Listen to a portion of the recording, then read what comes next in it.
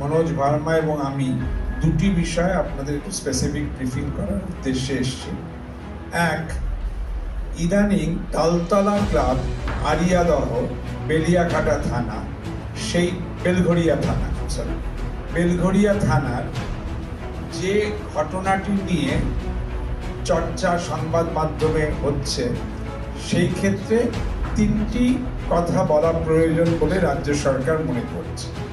এক, ঘটনাটি মার্চ 2021 সালে, 3 বৎসর আগে।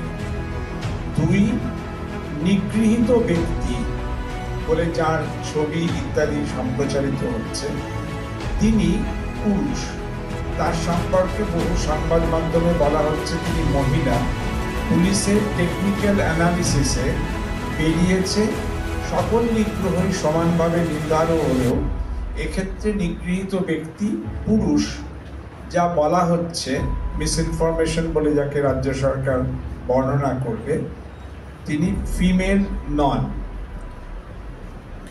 পরন্তু তৃতীয় যে পয়েন্ট বলার চেষ্টা হচ্ছে সেটা হচ্ছে যে অ্যাকিউজড জয়ন্ত সিং, তিনি কিন্তু has been repeatedly arrested by the police at least 5 times in 5 cases since 2016.